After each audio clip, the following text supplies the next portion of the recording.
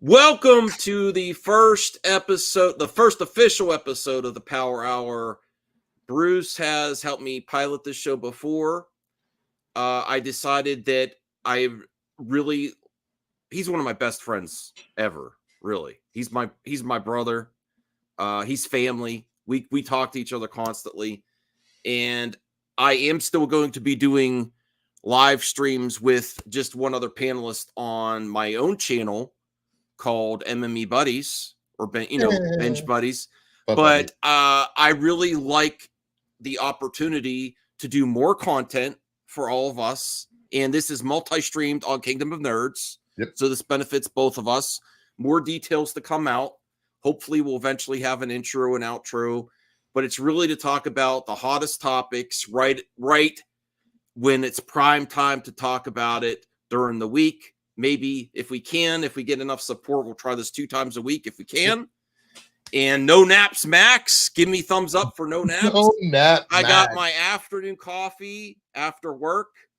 So if you're watching on my channel, Max's channel, cross streams and like on both channels if you can, and subscribe to both channels. Mm-hmm. Yes. I would appreciate it both. And Isaac, the biggest movie fan. Hey, Isaac. El Necron used the farce. Are you not a fan? We're doing great. We're gonna probably do like an hour to an hour and a half of content here. That's the plan. And then I have to go do yard work at my parents. Mama Bear is here. Hey, Mama Bear. Now we can sometimes occasionally have one additional panelist if we'd like, but the main show is me and Bruce. Me and Bruce, 3:30 p.m., probably Tuesdays and Thursdays if we can. Okay. So before we get to Queen Bree, let's talk about, well, we should put this just in case, spoilers for the Acolyte, because there's no avoiding it now. They're like, it's out there. It's out. And I don't think we'll usually do reactions, but I was thinking it might be fun just to look, because Star Wars Theory is relevant. I know some people don't like his takes lately. He's really negative towards Disney Star Wars, but he does say what a lot of people are thinking,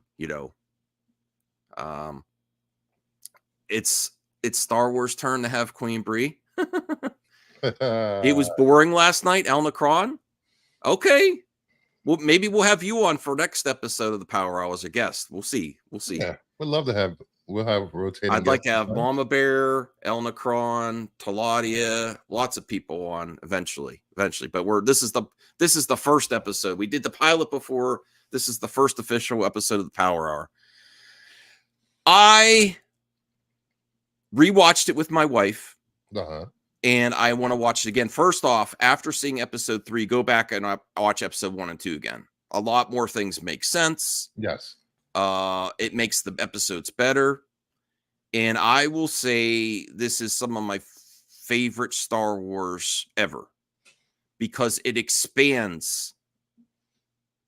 And I'm trying to be careful here too, because it's going to talk about like why I think people are having such an issue with it in the real world. And I grew up very religious, I'm different than I used to be when I grew up. Okay. But when you, no shame to religion. I grew up very religion until I decided not to go to church anymore. Okay. But when when you're raised in that, and it's also, generational, families teach you should I say religions can be sort of an echo chamber? Yeah. Yes, they are. And when you really start talking to more people and more points of view, and the world has so many points of view and so many different religions, so many sets. And I will say, I am not anti-Jedi. So there's some fans in Star Wars like, enough with the Jedi. And I'm not like, I like the Force and this myth thing. And if we can't all agree on Earth about God and what everything means in the afterlife, why would we think a galaxy far, far away is going to know exactly either? Even if there's a prominent religion, the Jedi, that says they know the way, right? Why are we going to, this is where my thinking is going. Why are we thinking that they know the exact way and they know exactly everything about the Force? Or even if it's called the Force, they call it the Force, maybe a different sect or different religion or cult or whatever you want to call it. And I'm not saying all religion's a cult, please. I don't want to get anyone's feelings all upset. I'm saying there's this Star Wars now has different religions, different sects, different cults, or whatever, and they all view things differently, you know? And that's why I think this expands the universe, and I'm excited. Even though I like the Jedi, they make mistakes. And A lot of mistakes. I think some viewers, I don't want to impose my thoughts on why they don't like it, but I think a lot of that is they're so stuck in the Jedi point of view, in the dogmatic part of the Jedi, where this really expands. I mean, they've dabbled with this before with the Night Sisters, The Mortis gods. yes, yes. So even saying that's not how the Force works, when you say that, you sound like a dogmatic Jedi Council person. When fans say that's not how that works, and that's where I'm like, what? And that's where I want to get to I almost said strange Marvel theories, Star Wars theory. Thank you, hi Doctor Strange. That's why I want to get the Star Wars theory where he's like, that's not how it works. I'm like, you sound like an out of touch Jedi when you say that. My thing is, it's fictional. It's a fictional fantasy story. They can make the Force work any way they want it to. Well, I mean, I don't think the Jedi know 100% everything about this power. And from what I've seen and read, it seems like it's the Jedi's way or no way. You know, their interpretation of the Force is the only route that anyone can take when they were at the height of their power. Yeah, you know, it was a authoritative system they had going on. Give me your child, it's special. I'm taking your child. You'll never see your child again. You can't practice Force powers over here. Only we can. I just think this may hit very close to home for a lot of people, and I'm like even concerned about saying what I'm going to say next. Is like it's sort of like the Jedi. I'll be careful with this. It's sort of like the Jedi. Have to be careful. We'll our world. Apologize later. Okay, it seems like the Jedi are the accepted religion of the Force in the galaxy. Yes, sort of like this world, a very prominent religion is Christians. You know. Or what? I'm sorry. That's what I'm saying. And then there's other points of view in the world, and I'm saying that's why they're like, wait a second, I don't want to know about all this other stuff. I don't believe this. This is not how God or the Force or whatever works, and that's why I think this is going to be a hard pill to swallow for a lot of people because it makes you question everything, really. It makes you question. It makes you question everything. Whereas I think people in the real world aren't really willing to question or accept different points of view. I'm sorry. That's where the story's taking us. Okay. And I'm not against Christians either. I'm just saying it seems like the accepted religion in this story is the Jedi, right? Do you agree with that? The galaxy, the Republic accepts the Jedi as the true way to handle these people. It's like every other religion throughout history. Those that will believe it will believe that they are totally good. There's nothing bad going on in their religion, that they're above it all, but in reality they're not. They're just as corruptible as anyone else. And Chris, we can have different opinions and ideals, but when someone says this is not how this works. This is not how this works. The You book sound said like a this. The book dogmatic said Jedi this. that's out of touch You when know, you say that. Yeah. it's ridiculous. Well, I mean, that's fine. That's your opinion.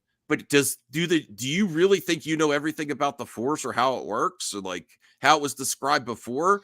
Because even the people that described the Force to us in like the prequels, like Qui-Gon or Yoda, they were students of this entity. You know, unless it's the Force talking you to directly or God talking to you directly, how do you know exactly how it works?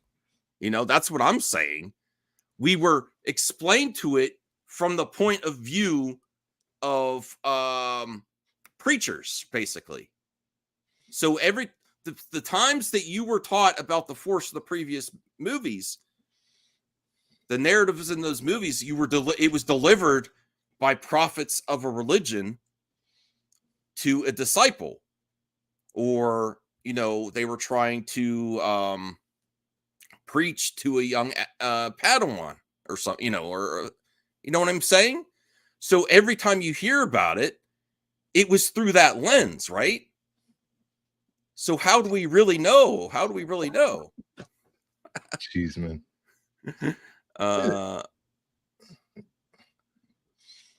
Well, so here I've watched a lot of videos off this after. I want to highlight this from Chris.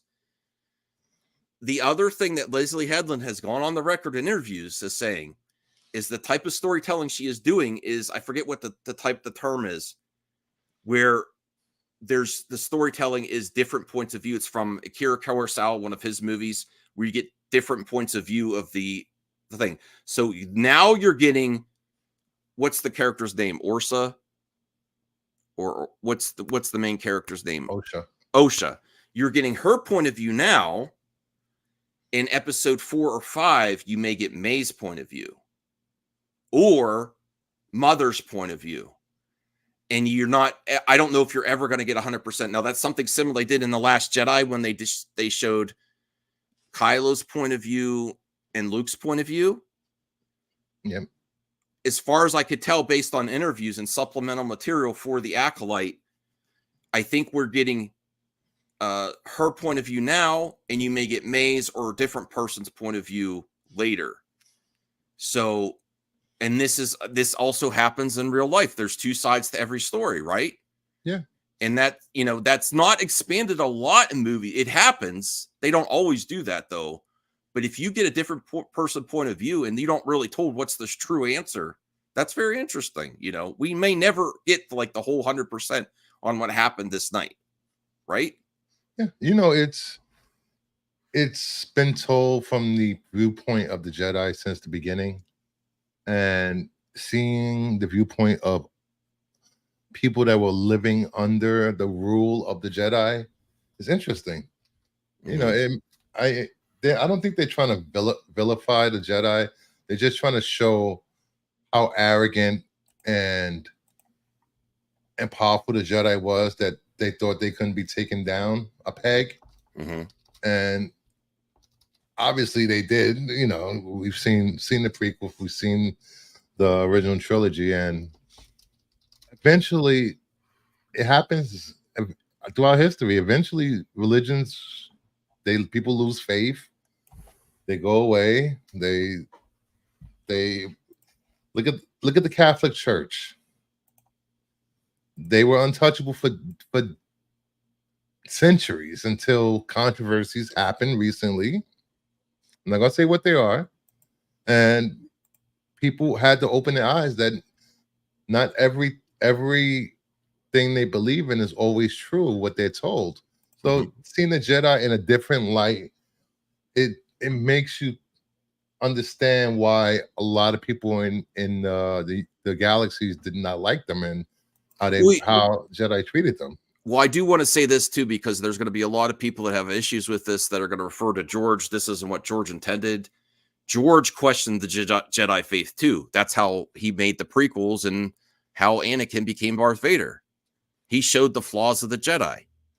So there's also it's like poetry, it rhymes, like George said. He has shown that the Jedi have made lots of mistakes. I'm not against the Jedi. I think they try for good. I think their intentions are good, you know. So should we react a little bit to Star Wars Theory just to see? When we react, just so everyone knows, because I know I said I'm not going to be react. I'm focused on content instead of content creators. We are not going to do personal attacks or comment on things that don't matter. We'll go for the argument. We're just going to criticize this argument and not the person that is giving. So I think I want to put that differential out there, and sometimes that could be hard to do that, but I think we're up for the task here. And I like on both of our streams. This is the Power Hour, Jeffrey Miller. Hopefully we could do this in the afternoons. Yeah. I'm drinking my coffee. You know, if you guys like this, we'll do this twice a week. You know. No, El Necron. No, I'm not going to your side either. I'm exploring my options, but I'm not. El Necron would have a force cult for sure. Okay. Let me see what Joe is saying. It was me, Isaac. Me, no good, never been no good. Max is so dumb that he saw a sign that said wet floor, so he what? What? All right. Let's get to the I'm through the moon because I've been watching all kind of theory videos on the ending and stuff. I'm loving it. I'm into Star Wars more than ever for a while. Joe, what did you think of the episode? I know you weren't sold on it. Okay, here we go. Look at that. Look at the face. But he's got bitter beer face right away. So this is you don't like beer? I don't know if we could be friends anymore, Chris. I love beer. Beer. Okay. I prefer a nice sweet red wine. Chris, I'm not trying to rush you or anything, but I really want to watch Wedding Singer again. That's all I'm saying. He found that tape. I've been looking for that tape. It's not easy one to find in the wild. I've been wanting to watch Wedding. I'm going to a Comic-Con on Saturday, so I'll stop at the thrift stores and up there and make a video, please. Yeah, I'll see if whatever VHS tapes they have. Okay. All right. So here's Theory's face. It's only 5 minutes. This is just cuts from his stream. Okay, so let's react. Let's see if we can see what he's talking about. Let's try to be fair to Star Wars Theory and see if we appreciate his point of view. Okay, here we go. Oh my god, dude.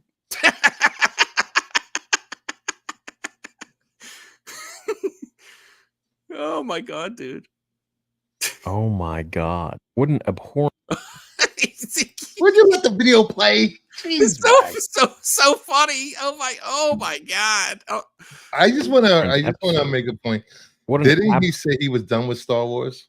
Star Wars fans aren't done with Star Wars. They say it's dead. They say it's dead every day. I'm never watching it. That's the part. No, Star Wars fans.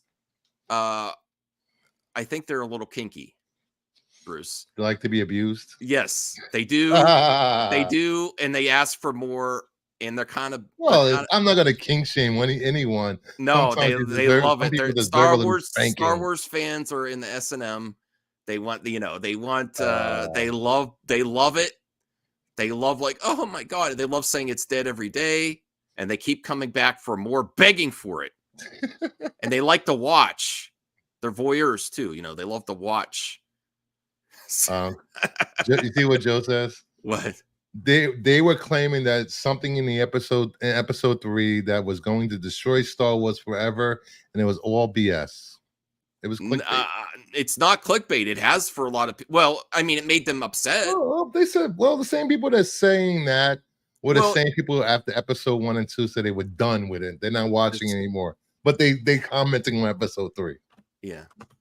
This took a weird turn. Cal says, I haven't even watched Acolyte. I was waiting on that hate. Okay. All right. Let's get back to Star Wars Theory. Absolute mockery. Mockery of what George Clooney was like. Judge Clooney. What Judge Clooney have to do with this?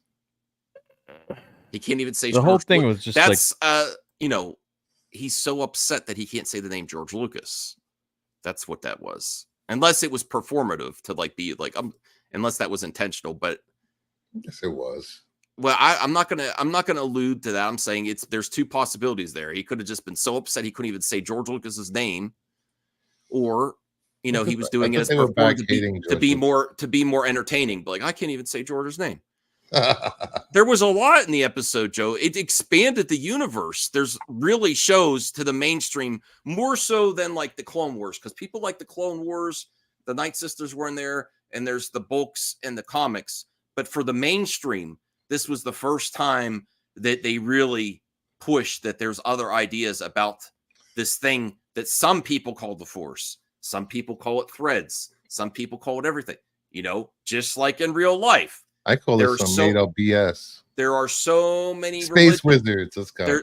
There's so many religions out there, and how people view God and everything. Just like that, in the other galaxy, there's people are viewing this and have different theories. He's even called Star Wars theory. You're allowed to have a different theory on how things work. Like a therapy session, essentially, for Leslie Headland. I mean, this is atrocious. He's just How is this writing and directing? not going to pick him apart, but he is extremely showing his bias there against Leslie Headland. Mm-hmm. I don't love her. I don't hate her. I don't care. As long as she does a good story, which I think this is, I remove the art from the artist more consistently than most people on YouTube. I really do. Like, well, there's some people on the internet would disagree, like I do, because you take sides all the time, Max. I do not. I do not. You don't think you do, but I'm not against Leslie Headland. I'm not for her either. I'm like, whatever. Saying you see both sides of the argument doesn't mean you don't have a side back. Come on. It explores canon, Joe, and then it gives a whole different point of view to people that have the point of view of the dogmatic Jedi. To the mainstream, this is more mainstream show than ever before. It really challenges the Jedi views. I think that's why this is a hard pill to swallow. Whatever. Everyone thinks okay. Allowed how $180 million, twice the budget of the Kenobi show. Ladies and gentlemen, we have the Acolyte. The one, and I will say I would like this better than the Kenobi show so far, even though I like the sets and the special effects and the costumes are better than the Kenobi show. You can actually see the budget increase. Yeah, I love it. Oh wow. No, sorry. I have to get used to that. It's on both our channels. You go ahead. I take sides. Side salad, soup, fries. I prefer a spicy baked potato on mine as my side. And Mama Bear, if we can have you on next Tuesday or Thursday for the Power Hour, we would love it. I'm sure me and Bruce. Yeah, we can get her and Necron on the same show. We can do then that's 4. Yeah, but okay, four is the limit. How's that? Okay, it's up to you. All right, it's up to you. Okay, let me see. All right, let's hear what else he has to say here. Argument that anyone can make, and I've already gone 10 steps ahead of it. 10 steps. Is that these are some subsect of witches, and they have their own idea of the Force. Sure. Yes. Don't introduce that as a new way of explaining the Force. Why? The Force surrounds us. It binds us together. He's so stuck on what he's been told by a preacher. Jedis are priests. They're preaching. They're indoctrinating people into the Jedi religion. So that's what I'm saying. It's just like, it's very hard for people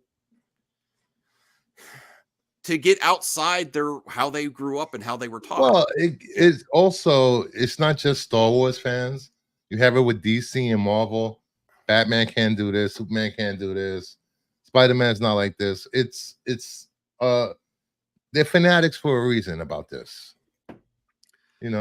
But that's why I love it so much, is that it expands it, and I want to hear different points of view on how this stuff works, the Force and how things are created, and what you can do. What do you mean? They're also warriors. Warrior priests. Yes. I mean, I don't say their I'm not teachings I'm across not the. saying that they're not like soldiers or warriors, Chris, but they're definitely priests too. You know, it's a religion. They're like elders in the religion, right? Religious elders in a council. Jedi I'm a council. bit. It won't be Star Wars talk every week. Trust me. All right, let's see. Midichlorians exist. They are in every single one of our cells. Well, in Star Wars. Here I am getting too literal. Explaining the Force as a thread that you can pluck and pull on. I'd really love for them to divulge into that because it doesn't really make all that much sense. And that's just not how the Force works. We have about 40 to 50 years of how the Force works explained by George Lucas, and it takes one episode of a $180 million project created by someone who is so far from understanding. I'm sorry, I meant to pause it. To expand it. This is something that doesn't. I'm tired of Star Wars getting smaller and smaller. It's a galaxy. This expands it. I want to see more different points of view of how this thing works. I'm not usually that guy about books and the canon, and Marvel and Lucasfilms for the last 3 years have been putting out High Republic books to get to this point of us seeing the Acolyte and expanding the universe of Star Wars to casual fans, to the general public, like you said. Things change, lore changes. LOL, we're taking your kids. That is creepy. It is creepy. It is creepy, and I'm telling you, grooming could be different things than what you would, where your mind initially goes. They're grooming them into the Jedi religion. They're saying you're Force sensitive. You have to follow us. They go to people's parents. That is very creepy. And the reason it hasn't been as creepy before to people is because the main time you saw that is Anakin and his mother, and his mother was not in a good spot, right? No. His mother basically couldn't take care of him on her own. And she wanted slaves. They were slaves. Yes, but in this situation is completely different. And I think that's very eye-opening as well. Do you really think, even if you didn't see this, that the Jedi only took people in situations like Anakin's? I do understand that it's kind of weird that they wanted to take her so bad, whereas Anakin, they were like, he's too old. That was kind of odd. It's only okay because it's written that way. I'm saying, even if they didn't write it, how do you think all those younglings got there, Chris? Do you think that was all 100% like every single one of them? They didn't go to their parents like you had your child is force sensitive? I don't know. Okay. It's a recent style of storytelling. Okay. I want to know how all those younglings got there. I don't know for sure, situations like this. Okay, let's keep going because we want to cover other topics too. It's just not how the Force works. We have about 40 to 50 years of how the Force works explained by George Lucas, and it takes one episode of a $180 million project created by someone who is so far from understanding. I have to pause there because that's great. In X-Men, the children that Professor X takes on most of the time, runaways, or the families were rejecting them, or they had the permission of the family. There was sometimes that the family said no, and he just walked away. So it's not like the only time that I saw, at least I know of, that Professor X kind of pushed the issue is on Jean Grey, because she was so powerful. He saw what was possible. And then he did some things that they've also explored in comics and on screen that were detrimental to Jean and becoming the Dark Phoenix. And they also questioned if Professor X, just like they questioned the Jedi. Chris, that's on point. There's a lot of parallels between the Jedi and Professor X and the X-Men. And I will say this, Professor, and in story and in the comics and stuff, they say Xavier may have been wrong with the way he handled Jean, right? Yeah. Yeah. Professor X has done some underhanded crap. It makes Magneto what Magneto does like he's a Boy Scout. I can Professor instantly see the parallels between like Anakin and Jean Grey, and how Jean Grey became Dark Phoenix and Anakin became Darth Vader. There's a lot of parallels there, and the Jedi Order and Xavier. Well, I see Phoenix is a that's a little great different. comparison. It's a little different because Yeah, but there's a lot of similarities too.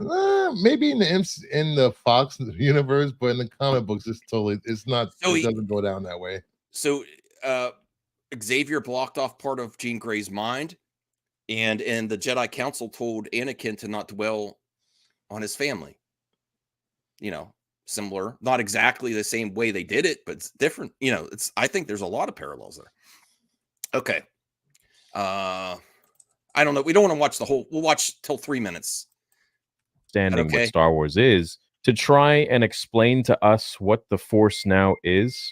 Please give me a break. I understand you want to put your stamp of your name on Star Wars and all that, but if you haven't learned from Rian Johnson, I mean, I don't know what else to tell you. This is you're just going to piss a lot of people off. And don't take my words for it. In the coming days, we're going to see reviews that will be explaining 10 million times more eloquently than I ever could by so many people, so many fans, about how this is just a ridiculous episode in so many different ways. The fire, for example, the fire on a brick wall, the whole goddamn mountain burns down from one lantern?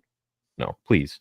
The Jedi don't really care to go and stop every child who has the Force, potentially, let alone would they go to a coven of witches, let alone would they go to children who are what? How old are these kids? 8? 9?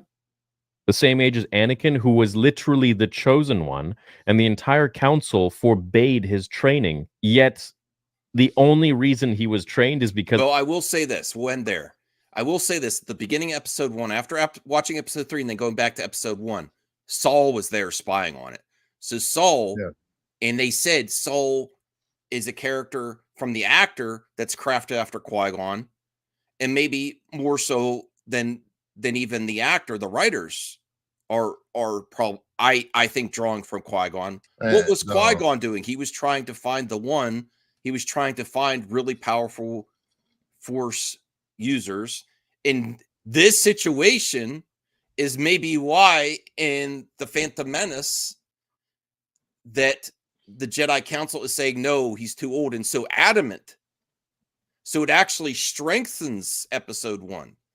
You don't know that this is why the Jedi Council is so stringent in the future. Like they're saying a lot of people's issues are that this is inconsistent with what the council did to Anakin when they were trying to take up his training, right? How do you know this story didn't influence their decision making? I mean, do you see what I'm saying, Bruce? Yeah. And I believe in the extended universe. The Jedi intimidated, coerced, or made it seem like they were the only ones that can help these children. So there is a history of it in the extended universe. So there is a basis for them doing this in the show. Mm-hmm. Just wanted to let people know that. So we'll put the I'll put the full Star Wars. We don't need to see the whole thing. He had some interesting points, and then we'll wrap it up there, and then we'll cover what you want to cover. Is you wanted to cover the Brie Larson. If you have an image, if you could get that ready. I don't know if you have an image ready. Sure, I probably have it. And I'll answer what Chris is saying here. Wait, me being prepared? No, if anyone does have any additional questions, we will try to handle in the chat. I know times are tighter right now. If anyone would like to send even a small super chat, super sticker, it's not required, but it is greatly appreciated. And we can go into a little bit of overtime in the power hour if we need to. Not required, but really helps the show and the production of the show and us to reach greater heights, which we are going to. I'm very confident in a lot of what we're doing here. Okay, so let me handle what Chris is saying here. All I'm saying is I haven't seen Jedi snatching up kids without permission, they still got the permission and they just imposed the permission on. Yes, that is something that we haven't seen before. Not in movies. Yeah, and in shows. Yeah, but we're not saying that they're snatching kids in the night. They're they're intimidating parents or people to. I want everyone to be aware of that. We do not know all the points of view yet. We haven't seen the Jedi's point of view. We're still seeing it from the child's point of view. Yeah. So it may not have played out that way. If what you're seeing the Jedi say is, which were completely being dishonest, is we just happened to be on this planet. We weren't stalking it with Saul in the woods. And there may be a very good reason that this isn't just some random that they're looking at. They may know more was done. The Jedi might actually have a clue in this one and not like the Phantom Menace and actually know that there was something fishy with these twins of how they were created. And that's why they're so stuck on it. Saul obviously did some investigating here. There's a reason the Jedi are there. And the only point of view that they have delivered to the audience so far is, I keep forgetting her name, Osha's point of view. We are only seeing Osha's point of view now. We are not getting the whole backstory from the Jedi of why they were there. I think there's a lot more to why the Jedi were there, and instead of just, it's new. Okay. And El Necron, the first Power Hour super sticker. Thank you, buddy. Thank you, El Necron. Really appreciate the support. Really appreciate it. Isaac said he had a question. If you can answer his question. Okay. Let me see. Is this the one? Still hate how the Jedi treat Ahsoka in that episode in Clone Wars. That's why she left the Jedi Order. Let me see. I don't know where your question is. Type it again. We type it. Oh, is it this one? That's what we're going to get to next. Oh, okay. That why is Brie Larson in the thumbnail, Max? What does she have to do with Star Wars? And that's great because I'll put Bruce at the head of this one.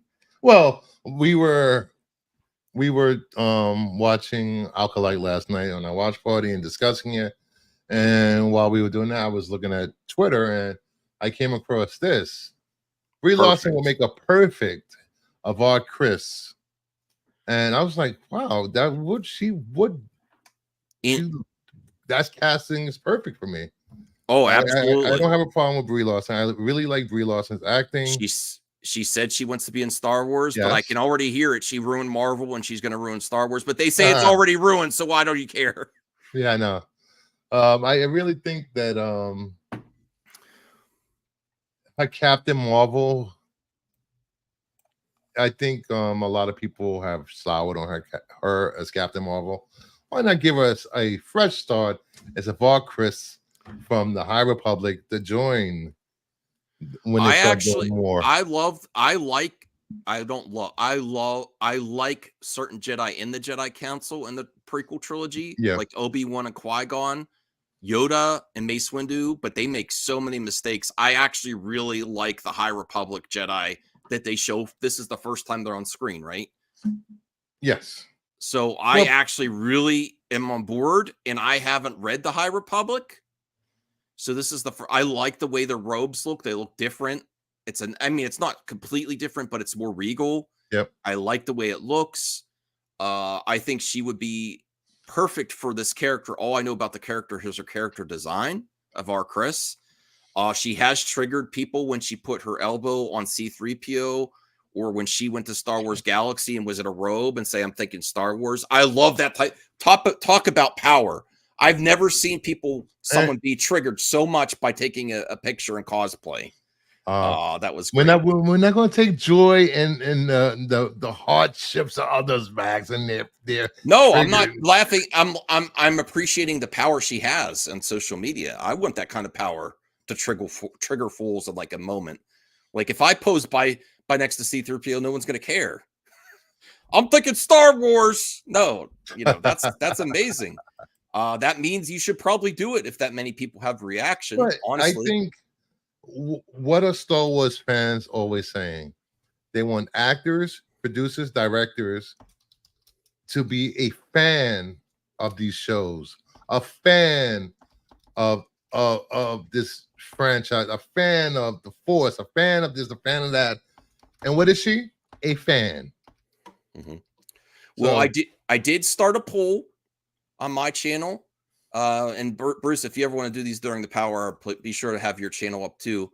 I put up a poll: should Brie Larson be cast as Avar Kriss in Star Wars? nice. Oh wow! And we're getting some support for the Power Hour already. Thank you so much. Thank you, guys. I love this idea. I can't think of anyone better because she's a big star right now, and she kind of needs another role. Like she's been in stuff before. She's on some Apple Plus shows and stuff. But another mainstream project, I think this would be perfect for her. Chris, the Gen X Jedi, $4.99. Thank you for the support, Chris. It's great TV and has a nice mystery, but it's not traditional Star Wars. I think you're being very fair here, Chris. Thank you for supporting the show. I see that you're saying it's good, but it's definitely challenging the traditions. But that's what I would say we have to expand it somewhere, Chris. That's where my point of view is. Like, we know how Star Wars has gone up to this point. This is finally something that expands it instead of making it smaller. In my opinion, the sequel trilogy does a lot of making the world smaller, not enough new things, new ideas. It's just very similar to me, except the twin dyad thing, which I didn't like, but actually, I got to be real. This is making me want to rewatch Rise of Skywalker. I want to watch all three of them.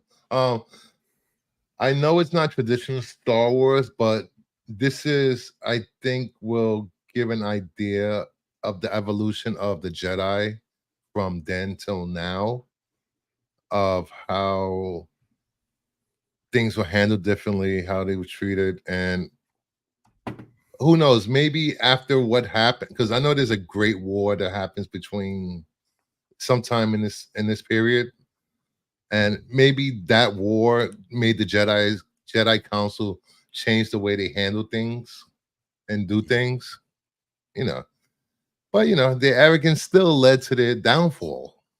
Yeah. We have another one. Yes. So definitely, and get your thoughts in on Brie Larson too. I'm going to show the poll in a second at the end of this. We're probably going to clip this out as a segment for our channels. And I'm going to clip this out of what at least our audiences think of, should Brie Larson be cast as Avar Kriss? Do you know the character? Do you care? I think it would be a great fit. So Cal, thank you, Cal. I'm going to go get some Pabst Blue Ribbon. I really am going to get some Pabst. I need some beer. I haven't had a Pabst Blue Ribbon in it's probably been like 20 years since I tried one. So I want to give it another shot.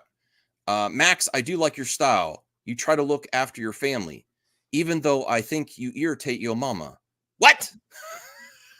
Yes, irritate my mama or Mama Bear, do you mean?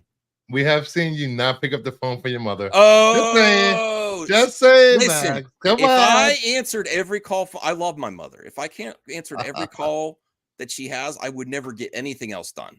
So I call her back right away. That's a good son. A bad son is one that doesn't call back. But how many times, Bruce, have I said I have to leave the backstage of the StreamYard? I'm going to call my mother before it gets later. How many times? 4 or 5.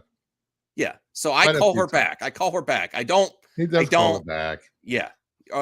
Bad kids don't call back. I call back and I'm like, "What, Mom? What do we need to do? What can I help with tomorrow?" It's usually an errand for the next day. I'm just letting you know. That's usually what's gone. Keep making the tape hunters BS. What's up, Bruce? What's up with you? I don't know. We're starting a new show. Hopefully this goes well. That's what's up. Let me see. We'll get Chris's hot takes started here. And I'm indifferent. Dial is here. Hey, Dial. I can't. Dial. Yeah, I gotta make, now that you're back in town, probably next week. I would like. Oh no, we did the one-on-one. What am I singing? I got to get some other people on there, but go support Dial and his consistent endeavors with reviews, and I can't wait to collab with you again, Dial. I'm sure we could get him on this show, hopefully, if you're available during the daytime, for sure. Okay, let's get Chris, and then we'll get the results of the poll of whether Brie Larson would make a perfect fit for Avar Kriss. And do you know this character, Bruce? Have you read her in the High Republic? Yeah, she is probably known best for she's called the Hero Hetzel. She helped win I forgot what war it was, but she's a master. Does she single-handedly saved millions of lives during the Great War, I believe. Is there another Jedi that you could keep that image up? Is there another image that is there another Jedi that you could compare her close to? Like, is she sticks to the rules completely, or does she stray a little bit like Qui-Gon or Ahsoka or She's Anakin? More of a traditional stuff, Jedi, I believe. Mm-hmm. Hot take: the Jedi are the policemen of the galaxy, and they're being portrayed as bad cops. It's a social commentary through art about police corruption and brutality. Okay, I could see that too. Let me see. I will get Senior Nerd 101. I'm guessing on the spelling. I like you, Cheeseman. Yeah. This person says Brie would never save millions of lives. She is evil. Well, some would say the Jedi are evil from a certain point of view. Okay, let me bring up the poll here to see. Well, I think to Chris's point, they're showing that the Jedi aren't without sin, without being corrupt. Mm-hmm. You know, when you have absolute power, this has to be some corruption. I'll read your comments. Sorry, DL. I'm indifferent about Brie Larson being cast. Depends on how her character is portrayed. I'm warming up to her, but she needs to actually try. Woo! She hasn't been trying all this time. Okay. So the poll so far is pretty much split. 57% say yes, 43%. It's close. Oh, it's 7 votes. Yeah.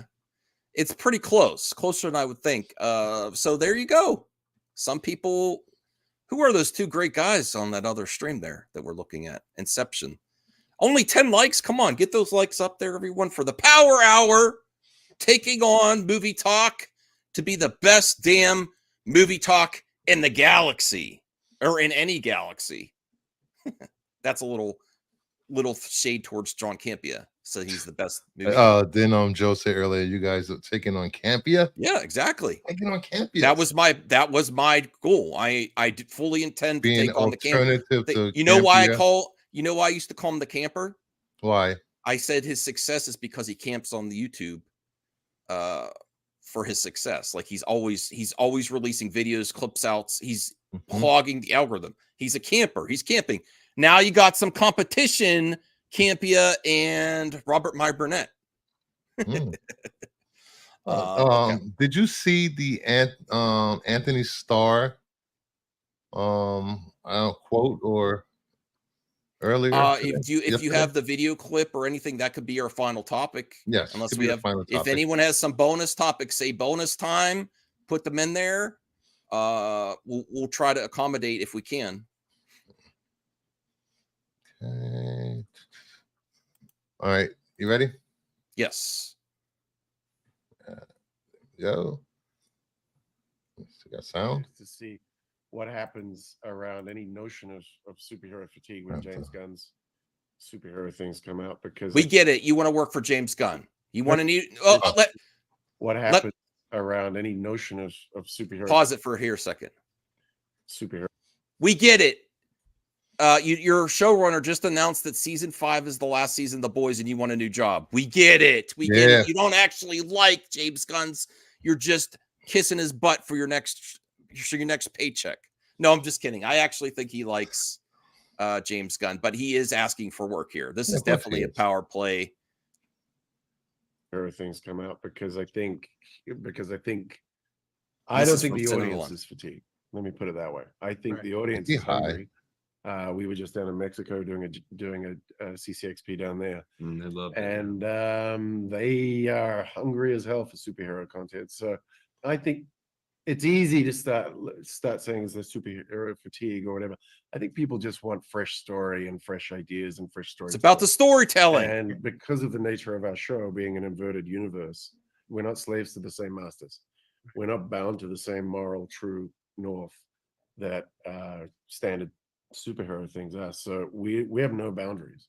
Yeah, you don't have any boundaries. No, you don't. I wish you did. I've been playing Mortal Kombat, and every fatality is him like licking the milk bottle. Like, I'm like, come on, I'm sick of seeing that. It's so weird seeing him out of character and not being an asshole. Well, he's had some controversy himself as well behind the scenes. I've heard.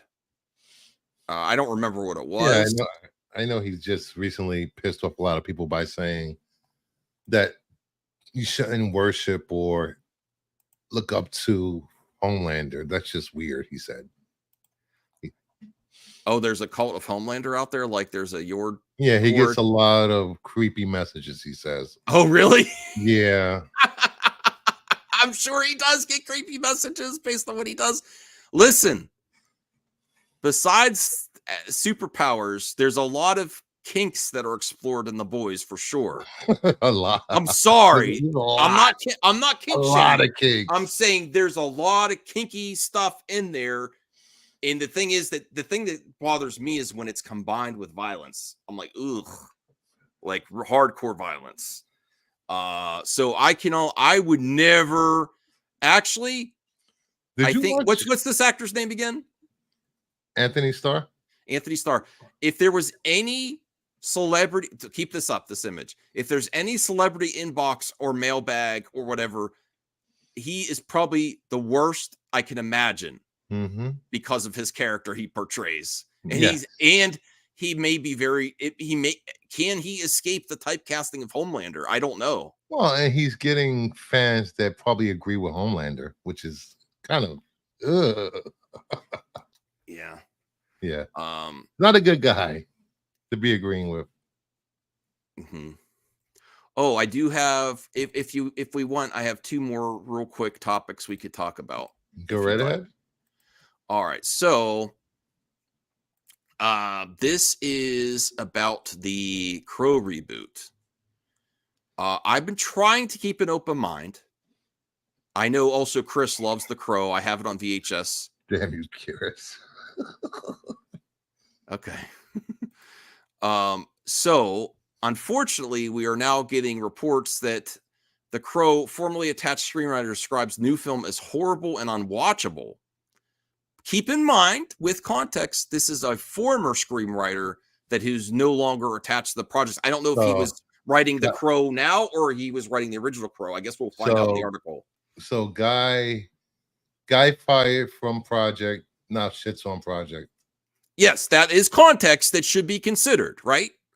When we do articles and commentary on the Power Hour, we want to consider the context. This could be potentially a disgruntled employee. Cliff Dorfman, who was attached to The Crow as a screenwriter, has seen the new adaptation, is not a fan. No kidding, you are no longer on the project. Dorfman has since removed his post from X because he probably doesn't want litigation. Yeah, because here's some more context for you. When you work on a project, usually, not all the time, screenwriter process, and you get paid and you accept the funds from that, and they move on from you, sometimes you still get screenwrite credits passed on because it was an iteration of that project. So he could be liable too if he dogs the project. He doesn't want to be pursued legally. He could have signed an NDA. Yeah, right. So he probably accepted funds and probably has his story is in this new version too, and they may have worked off a guideline that he presented or a treatment. They may have revised his treatment. And that's unfortunately another thing that's happens in Hollywood. For some reason, I think they just keep revising so they don't have to pay someone a full thing. They did the whole script from start to finish, and we use that 100%. So there's some weird stuff that happens with treatments of scripts and how many hands it touches. But let me see what he says here. If hypothetically one happened to see a screening of the Crow movie, The Crow, which Lionsgate is releasing in August, one might say it's horrible. Oh, see what he's doing? He's trying to say not him. He's saying someone might say that it's unwatchable. Don't waste your money. Or I can't people believe someone said, worse than the they original. said, Yeah, I don't like the way he's that. doing here. No, I don't. People do that. I honestly, it very well could be that, but you could be just a salty person, and unfortunately, you're also throwing your previous coworkers under the bus too. Like, there's still people that worked on this. Very uncool. And if it comes out and it's a hit and people love it and it's received critically and by the audience, he's gonna look like a salty bitch. Yeah. So I don't like that he was let go or anything like that, but doing this, why would you throw the whole project under the bus just because, Yeah. So it's not cool. Don't burn the house down on your way out. Yeah. You never know. That's you might very, need that very, house. Might very, need to go back to that very house common that houses are burnt down and bridges burned. I'm just saying. Oh, God. Gotta go. No. Okay. This just describes the movie. Eric, Bill Skarsgård, and Shelley, FKA Twigs, are brutally murdered when the demons of her dark past catch up with them. Given the chance to save his true love by sacrificing himself, Eric sets out to seek merciless revenge on their killers, traversing the worlds of the living and the dead to put the wrong things right. So that everyone's just going to run with the story that it's horrible and unwatchable. Unfortunately, there's no the internet does not reward context. I would still, I really want a Blizzard now for some reason. Ultimate Cookie Blizzard. Oh, jeez. I love Blizzards. Who's up for, if you like Blizzards and Dairy Queen, thumbs up the video and put in the chat. Beltree says, I'm going to wait for VOD anyways. And let's see what, I know that we have huge Crow fans in the chat with El Necron and Chris. Yep. Have they been together on a stream before yet? No. I think they would like that. I think that'd be cool.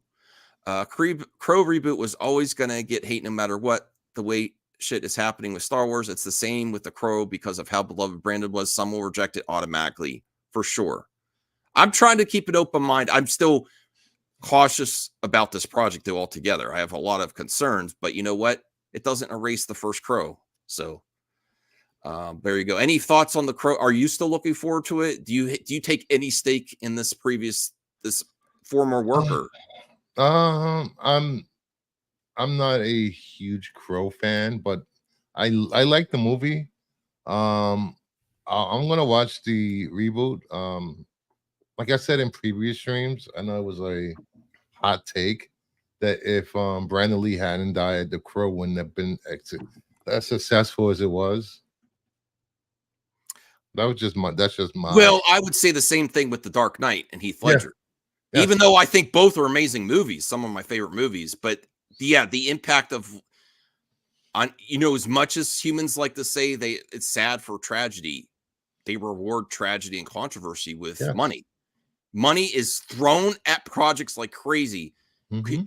When a musician dies, their whole catalog, that's the best marketing ever, unfortunately, when someone passes. And I hate that. Even back in the day with like famous artists, in the history of classic art, paintings, when does the painting become so valuable is when the artist dies, right?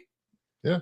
So that's just the same thing. It's unfortunate. It's just like people watching murder porn on these porn.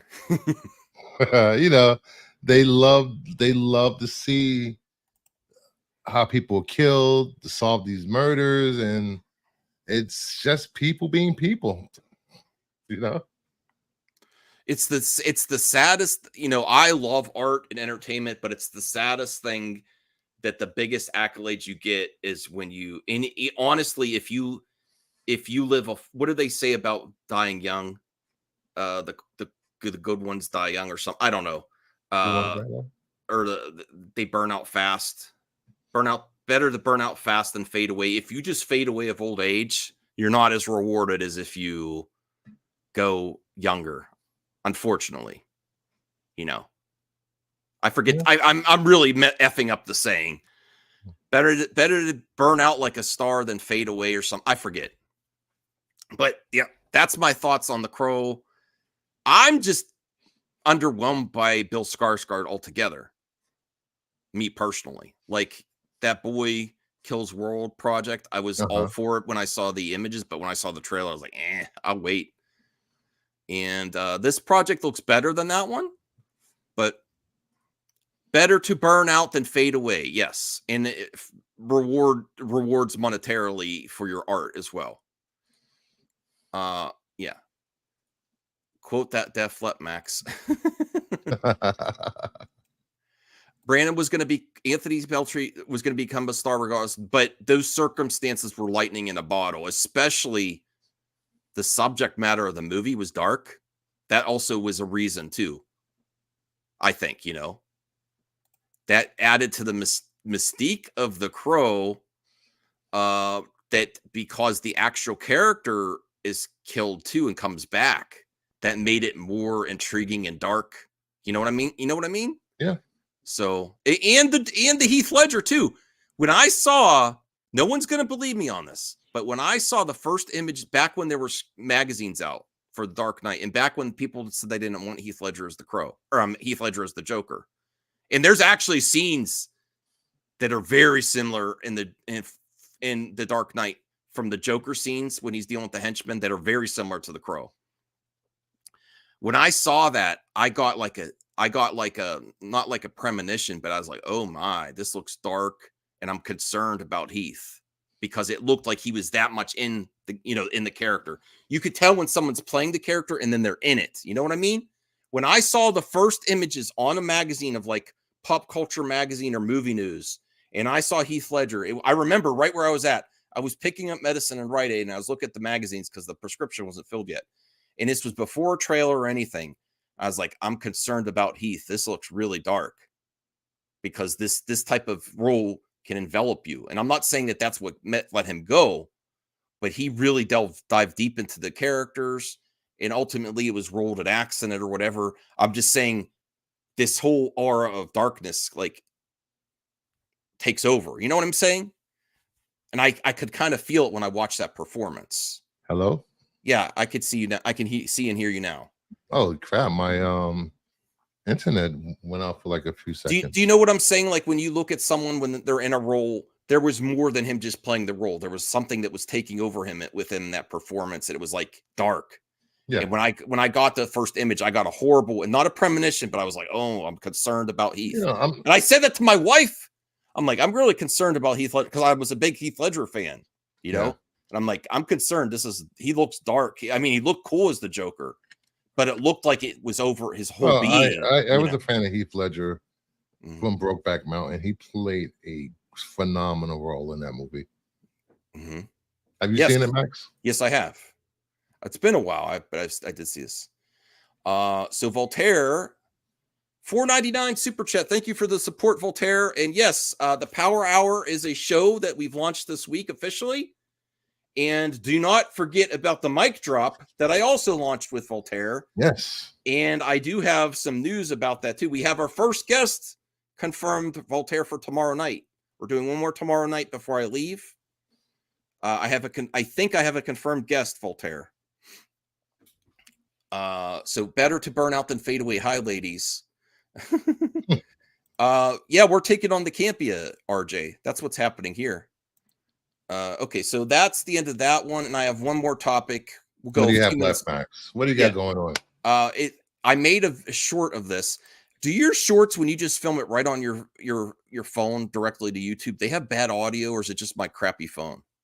I don't know. I have a iPhone 15 Pro Max. The audio sounds bad. I don't know what to do about it. My audio. Okay. You see, you heard my shorts. I got to rewatch. Pretty good. All right.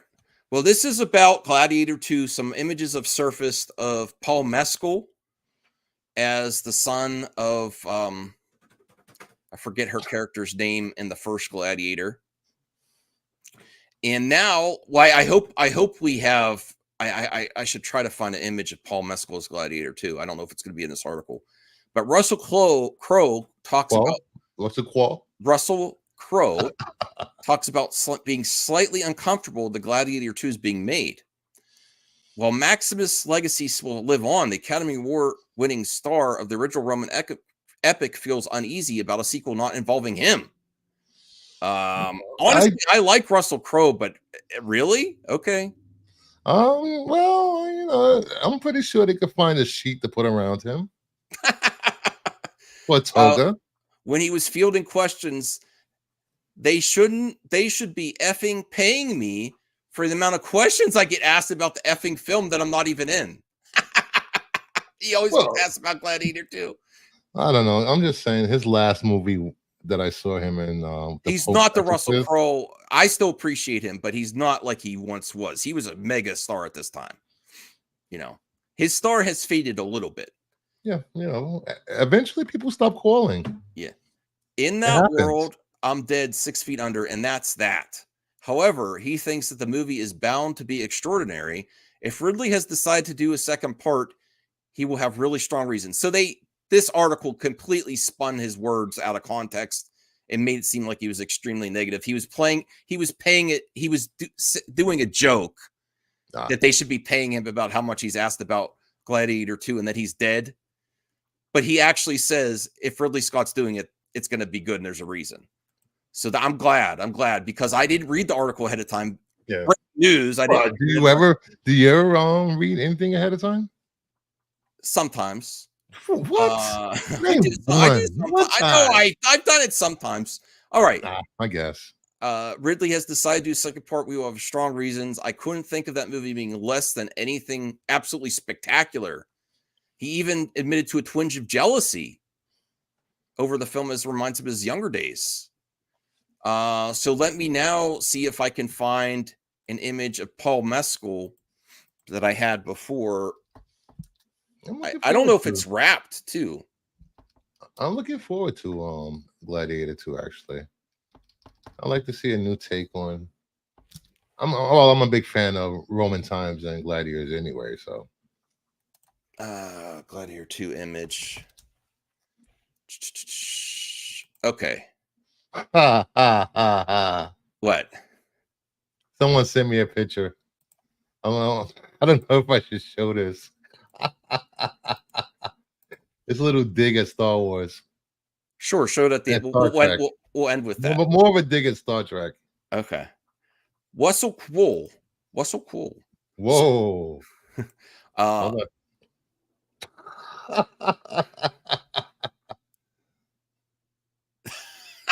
Okay. I'm not saying anything. I'm just. I like them both. So whatever. I like the both. You can like them both. You can have both.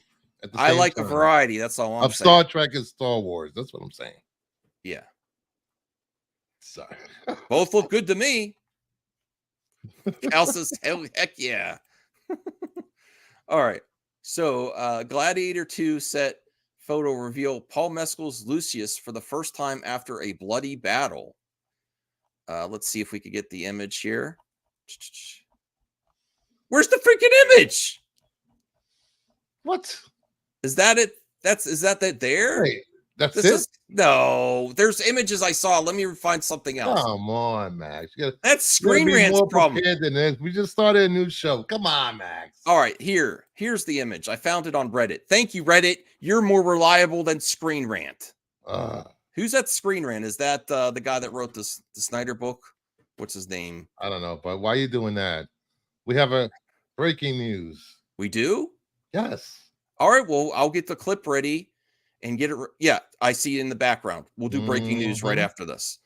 All right, so here is Paul Mescal on the set of Gladiator. I think he looks great. He looks frumpy.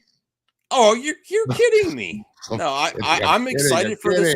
I'm excited for this project. This is the young boy. Sucks. Yeah, this is the young boy in the first Gladiator grown up. So I appreciate that he's got that story going for him. He looks fit. Paul Mescal is also in, I know, at least the Beatles movie. Russell Crowe. Oh, Sean O'Connell's for Cinema Blend. You're thinking of Stephen Colbert, who writes for Screen Rant occasionally. Okay. Same thing. No, I'm just kidding. Anyway, what's your... I think this looks great. I'm looking forward to... He looks time accurate. Yeah. I think it looks great. But he's also in the Beatles, and I think I've heard his name come up in a few other things. Hollywood is really giving him lots of work right now, Paul Mescal. But in the chat, tell me what you think. Thank you, Mama Bear. She sent me the same photo. I'm sorry I didn't see it till now. Okay. Good job, Bruce. I'm just kidding. I But was distracted by Star Trek and Star Wars. Those were some big galaxies. Yeah. But are you looking forward to Gladiator 2, Bruce? Yes. I've always loved Gladiator movies, so this is right up my alley of my preferred watching. I will actually say I'm a huge Joaquin Phoenix fan, but that's probably the weakest part of that movie for me, his portrayal, his character. I mean, it's not bad. Yeah. It's just, I think it's Joaquin's weakest performance compared to the rest of his films. Well, he's gotten better over time. No, yeah, for sure. But even at that time period, he was releasing banger performances. But that was like his most, not like selling out, but his most like, generic role. You know, he didn't really add that much to it. That's when he was young as hell. Seems like yeah. Jacked in the original. Yeah. Okay. All right. So let me prepare this here. We do have breaking news. Hey. Disney live action Moana's cast Catherine, oh my God, Lagaya in lead role opposite Dwayne Johnson. Filming starts this summer. Yes, this was awesome. This is awesome. I have no idea who she is. I have no idea, but I will look her up. Has the look. Yeah, has the look. Yeah, we do look up her IMDb. For mispronouncing her last name. Yeah, it's Catherine Lagaya. Lagaya, yeah. I don't know. Lagaya, Lagaya. What else? I'm sorry, that was bad. I apologize. Oh, she's a newcomer. New. Wow, that's really interesting. She's from Sydney, Australia. She's 17. Wait, she's from Australia. Yes. I don't know. Maybe they want to get. I don't know. She has the look for sure. Yeah. Could we see? I hope people aren't being toxic, but can we look in the comment section to get first reactions? Ugly. Why? Oh my God. I don't know if she's saying ugly. I think she's saying that's why? Okay, I'm sorry. Oh, hell yeah, great job. But without even looking at the comments, I know someone's going to be calling them out yet again. Yeah. For colorism because she's not as dark skinned as Moana. No one cares. Oh, go down a little bit more. We'll see. No one cares. Don't care. This cast ain't shaping up to be very diverse right now. Okay. I'm not showing offensive comments. No. So that's the majority of them. Okay. Yeah, that's it. It just broke a few minutes All right, we'll go back up to the image. I think she has the look for sure. So I'm excited they're making this movie. What's your thoughts on them even making a live action and doing Moana 2 at the same time? Well, I've never seen Moana. I've heard it's good. Maybe I'll watch it this weekend since hopefully I can't. Saturday I'm going to a Comic-Con with Sticks. Hopefully I get a chance to watch this soon. But you know, I'm a fan of The Rock anyway, to an extent, I guess. Yeah. Okay, so let's get to some reactions in our chat. You'll be included in the clip out if you put your reactions here. So RJ says there shouldn't be a live action one, more lame money grabbing from Disney. And you know what, RJ? The theaters and the audience reward it. And it's a success. And besides comic book movies, live action remakes are extremely profitable. And you know what else happens when you release a live action remake? The original makes more money and you get a re-release. So that's why I'm fine for it. It actually helps with film preservation and it doesn't erase Moana. People are going to pick up Moana again. There's, you know, and the music of Disney's musicals, because then you have Broadway performances of The Lion King, Beauty and the Beast, Aladdin. This gives a lot of work to a lot of talented people, and a lot of talented people that emerged from Hollywood had their start playing a role from a different version, you know. And don't forget about all the jobs it gives to the crew, catering, the food industry, whatever town or city they're filming in. So saying that movie shouldn't be made or there's no reason for this movie to be made, it's just ignorant to me. Well, I know that's what a lot of people think. I know. That's a lot of opinion. I'm just saying my point of view is that that the audience rewards it. The audience provides jobs, and you may get new talent that started their role as playing a version of Moana. And there hasn't been one that has flopped, really. And if there isn't already, having a live action version of Moana just makes it more plausible that you're going to get what are you show? Bruce, you're showing your DMs. Bruce.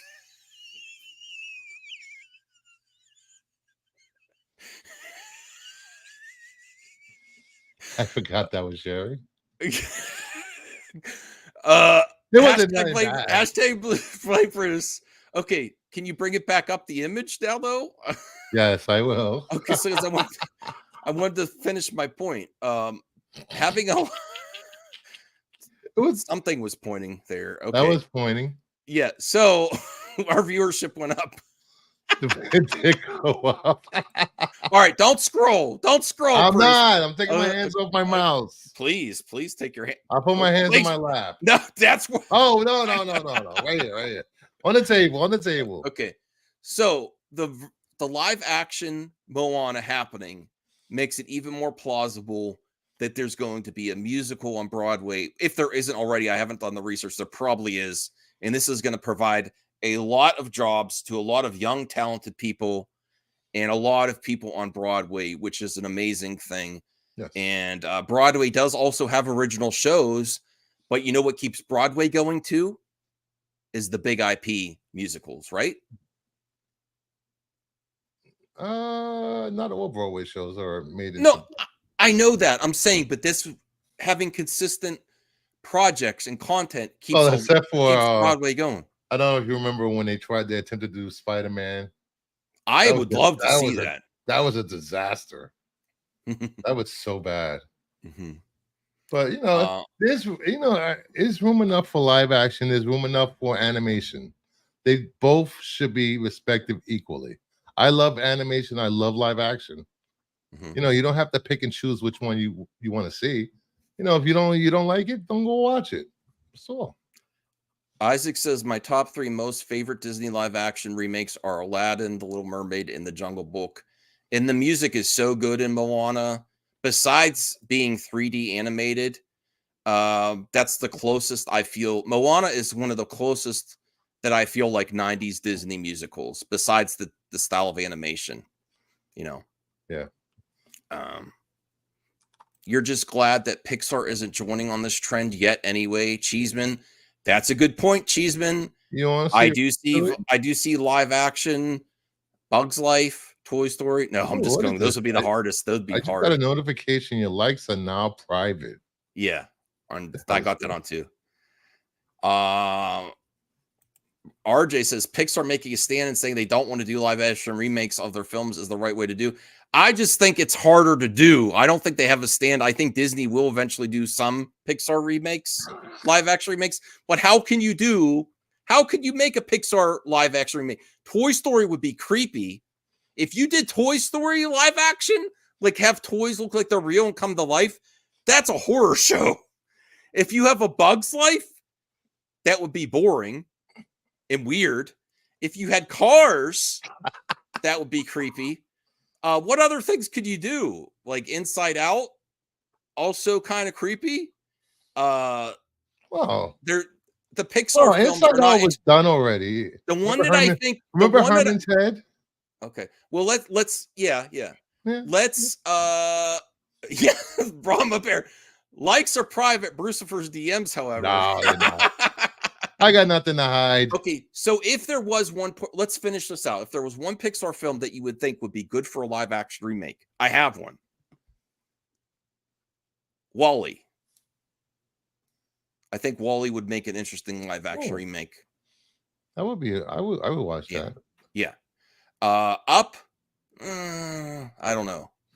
I was thinking potentially Up, but I would go Wall-E as my top. Do you have any picks recommendation for? Oh yes, that's a good one. Brave would be good. Live action remake. Mama, Brave. I really think Brave would be. I think that would actually be better than what we have, because Brave I liked, but I think they could have improved on that movie. Yeah. It's not like the most favorite Pixar movies. So Brave, Wall-E, Up, Soul remake. Okay. You any suggestions or any of those that you would go with? There was a teaser today from Zack Snyder's Twilight of the Gods. Okay, sure. If you want to show that. Let me take this down first. Yeah. Be careful. Anthony Cheeseman says Incredibles remake. That would be. I would love Incredibles live action. Well, Coco would also be really good. RJ, they provide work. If you were in the industry, you'd feel different. You know. DL says, I can't believe what I'm hearing. Well, you know what, DL? Time to prepare hot takes on musical live action remakes starring yours truly. Let's go toe to toe, bro. Let's go toe to toe. And did I mute the music? No, you don't need to. Mute the music. Yeah. All right. Yeah, that will get us a copyright for sure. Fritz the cat. Wasn't that a naughty animated thing? That was a very naughty animation. Yeah. I will destroy you. He says, I will destroy you. Okay. All right. Here we go. Like 20 seconds. The animation looks good. I will honestly say I am anticipating this more than the Rebel Moon Extended, because I want to see more amazing graphics here. I've seen that there's a video game that really looks like that. It's a beat 'em up. I forget what it's called. That really looks like that type of art style, but it looks good. Yeah, I think it looks good. Looks way better than Rebel Moon. Now that is what I like in animation. Up would be interesting. Okay, so thank you for joining us for the Power Hour. I do have some things to do. Bruce, what are you working on next? If you want to let people know. I will be, the next time I will be streaming probably is going to be on Renovision for the weekly top 10. We pick the top 10 best-selling books of the week. We compile a list and we let the comic community know. And then after that, we have the Qualify with me, Joe, Dom, and Sticks, where we go over everything that we shouldn't cover on a Friday night. It's a little spicy. For me, go ahead. Oh, and for anybody in the Baltimore, Virginia area, in September, me and the guys at Renovision and possibly Max will be attending Baltimore Comic-Con. So that would be a thing. I'll give you more details about that as the date becomes closer. I love Baltimore. Just gotta watch out for the rats, but it's a great city. Yeah. Yes, I am. I would really like to go. I have to make sure I can. It sounds awesome, especially with meeting up with the Renovision. I do want to do that along with Bruce. You may see me for MME Live tonight. I'm going to post the mailbag. I'm going to try to do it. I have to go. Are you going to take a nap? No naps. Really? I'm trying to get to bed early tonight. I might even exercise today. I have to see how it goes, see how much I get done. No, I do want to take this opportunity. I have my afternoon coffee with my pal. See how this goes. Please support this type of content. Yeah. There's going to be a lot more content coming out from this channel. And I want to thank you all for watching. And we're going to end it there. Have a good day, everyone. Have a good day.